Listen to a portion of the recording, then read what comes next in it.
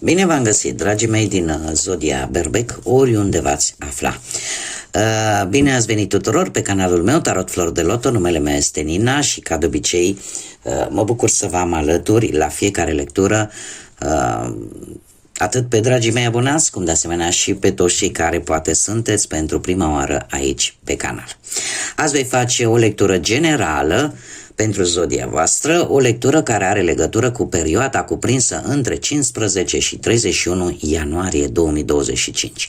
De ce? Mulți dintre voi se vor întreba, cei care deja sunteți de ceva vreme abonații acestui canal.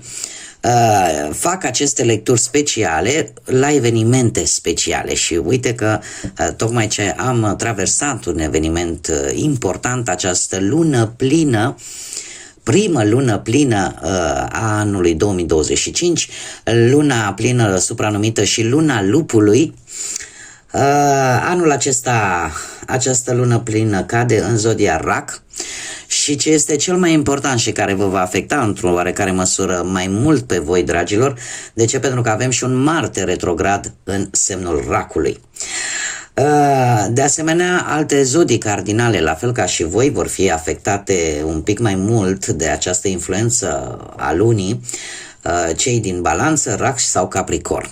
Asta așa ca informație generală. Ce ne spune? La modul general, această lună plină ne vorbește foarte mult de emoții, de conectarea noastră cu emoțiile noastre cele mai lăuntrice, cele mai profunde și care au legătură în mare parte cu familia, cu relația sau cu casa. Este o perioadă, da, până către sfârșitul lui ianuarie, în care vom încerca să închidem etape sau proiecte pe care le-am început poate anul trecut, acum 6 luni, undeva în luna lui iulie a lui 2024, cum de asemenea se pare că vom fi mai sensibili. Intuiția, în schimb, va funcționa la cote maxime și va trebui să ne o ascultăm, cum de asemenea apar schimbări de gândire, de perspectivă. Cumva va trebui această energie a primei luni din an ne îndeamnă să ne prioritizăm pe noi înșine, să prioritizăm creșterea noastră la nivel personal. Da? Este un moment foarte bun în a cum să zic eu, în a ne stabili planuri noi, proiecte noi.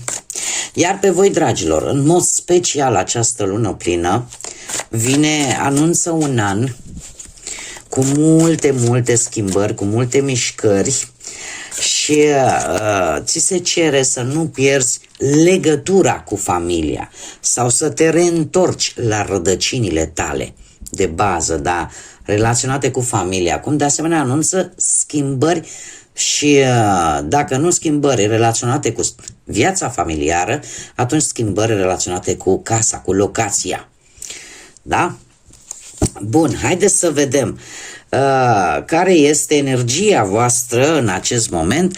Un aspect important, dragilor, că era să uit, aduceți-vă aminte că voi vă construiți propriul viitor.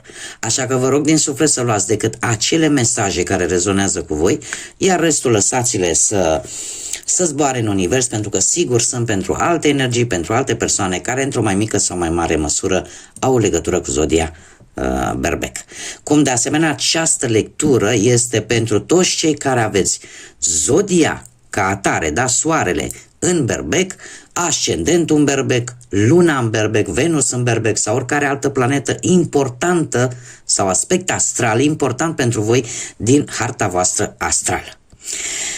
Acum, haideți să trecem la treabă și avem microfonul și avem cifra 8 și zodia Săgetător. Haideți să o luăm așa cu începutul. Cifra 8 îmi vorbește de o reușită, îmi vorbește de putere, îmi vorbește de autoritate, îmi vorbește de o ambiție și a-ți lua în mână propriul destin.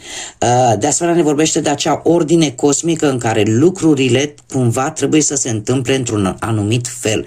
Numărul 8 este un număr karmic și și care ne vorbește foarte mult de liberul arbitru, da, de posibilitatea de a alege și de asemenea de o schimbare foarte importantă pentru voi, dragilor, o schimbare foarte importantă care vă poate aduce lucruri benefice.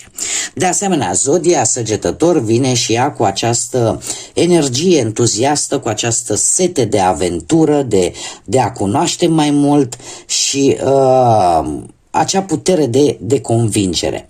De asemenea, un pic mai multă atenție. De ce? Pentru că și Săgetătorul, la fel ca și voi, este o zodie de foc, o zodie care de obicei nu prea-i plac așa tare regulile și rutina, da? Și atunci apare impulsivitatea, dar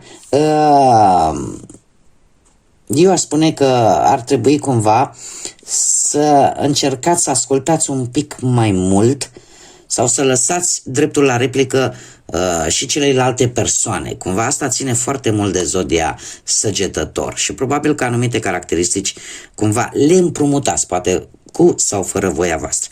Acum, trecând la cartea în sine, microfonul, asta îmi vorbește foarte mult despre vești, dar niște vești care vin într-o manieră publică, aș zice.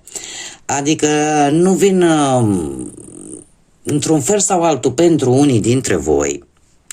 Sunt niște noutăți, da? Niște vești care se vor face cunoscute nu numai de către voi și de cei din jurul vostru. E posibil să primiți un comunicat în care se va spune un adevăr, în care se va spune ceva real, cum de asemenea îți vei face vocea auzită. Vei avea acel,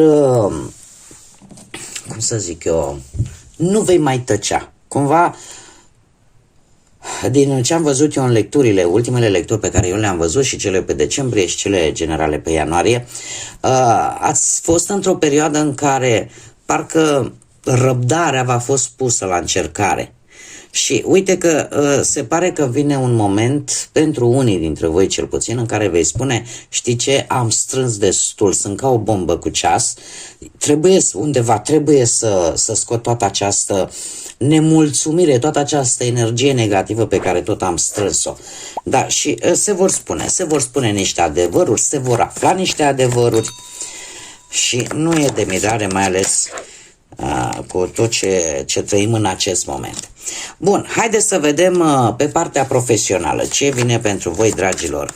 Pe partea profesională aș spune că ați avut o perioadă în care cineva a avut un comportament, cel puțin la locul de muncă și nu numai, tot ce ține de cariera voastră, care v-a cam deranjat așa, care v-a cam scos pe rialbi, că a fost un șef, că a fost un coleg, că a fost un colaborator.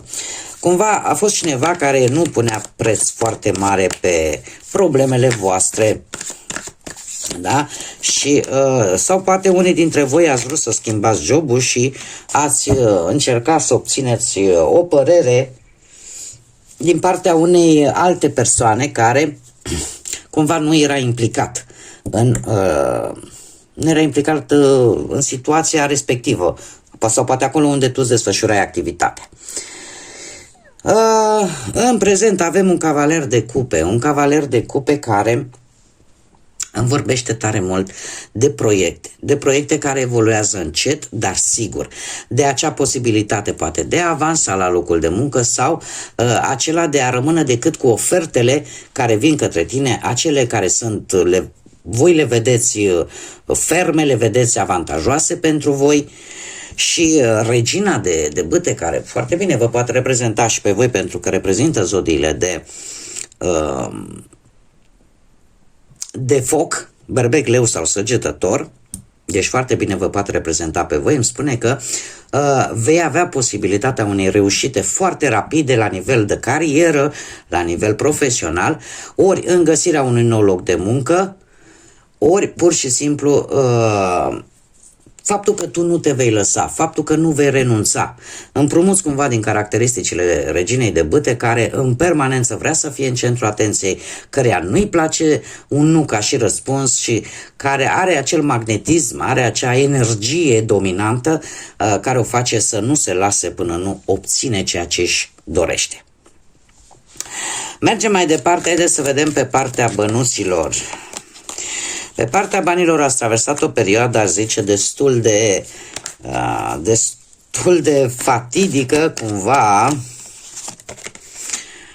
Foarte interesant. Încă o dată avem cartea Karma, care în realitate, cel puțin în pachetul ăsta de cărți de tarot, îi se spune Karma, ea reprezintă arcanul major Judecata.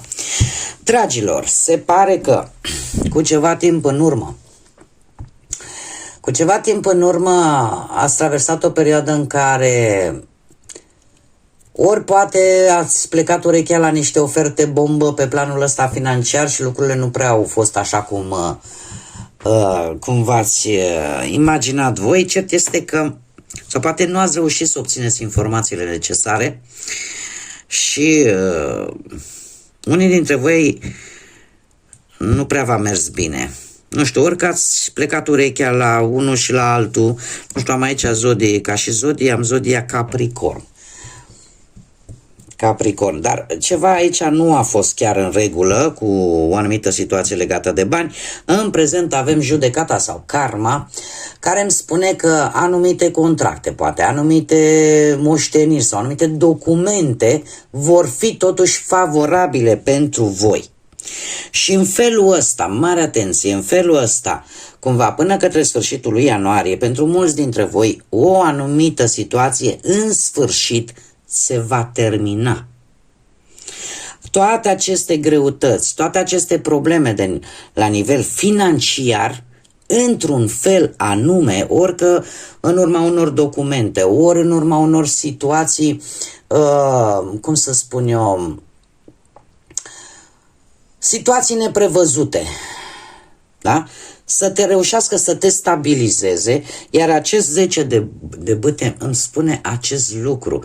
Este, chiar dacă către sfârșitul lui ianuarie, da, va apărea o presiune pe finanțe, nu știu, poate de anumite datorii, poate anumite cheltuieli, totuși trebuie să vă spun că este ultima oară când se întâmplă pentru o lungă perioadă de timp. Deci toate aceste lucruri se vor încheia.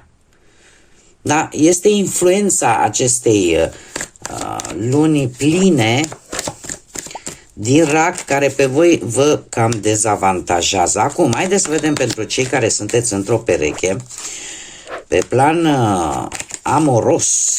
Pe plan amoros, dragilor,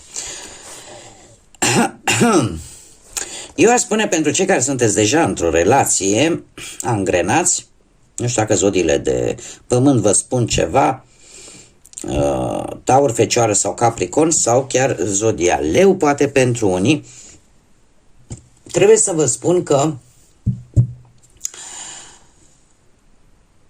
relația voastră a fost destul de magică, aș spune, destul de magnetică.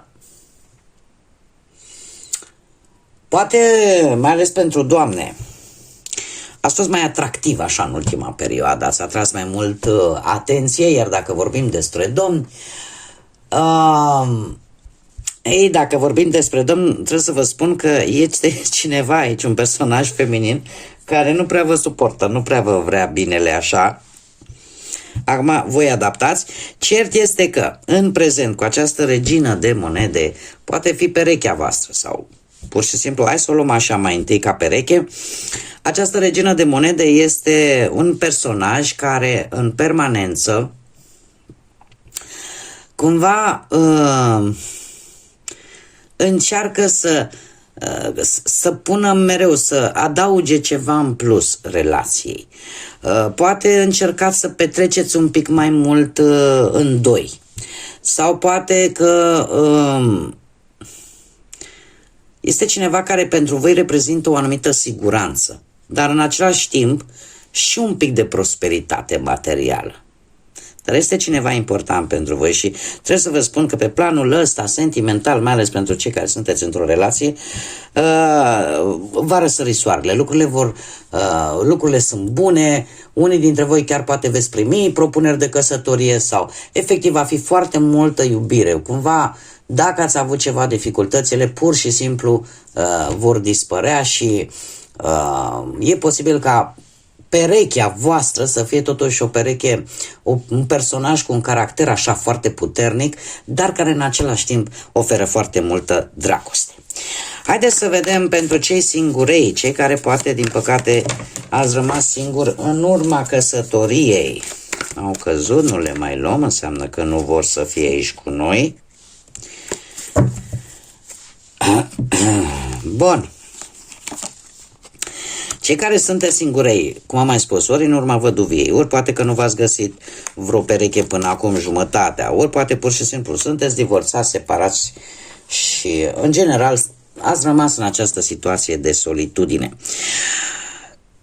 Dragilor, pentru voi, se pare că ultima perioadă nu ați fost voi pregătiți așa tare să vă angrenați într-o relație serioasă, unii dintre voi cu nebunul aici, dar ați cam mers așa din floare în floare și ați lăsat lucrurile să decurgă firesc, fără să vă compromiteți, ca să zic așa. Da, sau să vă luați vreun angajament serios. În prezent avem justiția care îmi spune că e posibil unii dintre voi ori să cunoașteți pe cineva care are legătură cu justiția sau cu organele de stat sau cu o instituție a statului, ori pur și simplu o persoană care este foarte echilibrată. O persoană care, în general, îi place foarte mult cinstea, adevărul și cumva nu se grăbește atunci când trebuie să ia o decizie. O cântărește foarte bine înainte de a o lua. Dacă nu vorbim de acest lucru, acum avem și luna aici, eu aș spune că sunteți un pic indeciși. Și încercați să vedeți așa cam ce căutați voi de fapt. E posibil ca voi cumva să împrumutați aceste caracteristici ale acestui arcan major și să încercați cumva să vedeți exact de fapt de ce anume aveți voi nevoie în viața voastră sentimentală, de ce fel de tipologie de oameni aveți nevoie în viața voastră sentimentală. Asta dacă nu vă regăsiți în prima variantă cu acest personaj. Eu îmi fac datoria să spun cam tot ceea ce mie îmi transmit cărțile. Așa că cu luna aici este indicat chiar, cel puțin în aceste ultime 2 săptămâni din ianuarie, să încercați să lăsați, să nu grăbiți lucrurile și mai întâi să reușiți să vă deslușiți de fapt ce simțiți voi în interiorul vostru și ce așteptări aveți voi de la o nouă relație. Haideți să vedem și un sfat, un mesaj important pentru dragii mei din Berbec pentru această perioadă de 15 până pe 31 ianuarie și avem gardianul inimii care spune în felul următor: păzește-ți mintea și găsește acea pace interioară. Exact ce vă spuneam vis-a-vis de această energie lunară cu care am început acest an 2025 și anume faptul că apare această conectare, această legătură la nivel spiritual cu emoțiile noastre, cu intuiția noastră și cu introspecția noastră. E un mesaj care efectiv nu face altceva decât să spună că deocamdată încearcă, eliberează, lasă mintea limpede și găsește-ți acea pace interioară. Lucrează mai mult cu ceea ce simți tu, pentru că și starea ta, poate de furie, de neputință și de senzația aia că mai am un pic și explodez, este de fapt provocată de, cred că nu atât de minte, cât e provocată de trăirile tale interne. Așa că cumva încearcă să eliberezi ceea ce se află în sufletul tău, în inima ta și în felul ăsta să-ți găsești acea liniște interioară. Bun, dragii mei, aceasta a fost lectura, mica mea lectură pentru voi cu ocazia acestui eveniment. Eu vă mulțumesc tuturor pentru aprecieri, pentru like-uri, pentru comentarii, pentru distribuiri, pentru faptul că v-ați abonat. De asemenea, vă invit pe toți ceilalți care poate ați rezonat cu această lectură sau poate pur și simplu v-a plăcut. Veți mai găsi de asemenea lecturi. Există o listă pe canalul meu de YouTube care se numește Tarot 2025, unde voi puteți găsi o multitudine de videouri, de clipuri, de lecturi atemporale, care nu au o limită de timp și care pot fi vizionate oricând voi vă doriți. De asemenea, vă îndemn și aștept cu mare interes comentariile voastre, like-urile voastre și distribuirile voastre în felul acesta. Acest proiect minunat pe care eu l-am început aici pe YouTube va ajunge la cât mai multe persoane și în felul ăsta mărim această comunitate frumoasă a florilor de lotus. Așa că, dragilor, până la viitoarea lectură, numai bine vă doresc multă energie pozitivă și, desigur, să fiți iubiți, dragilor!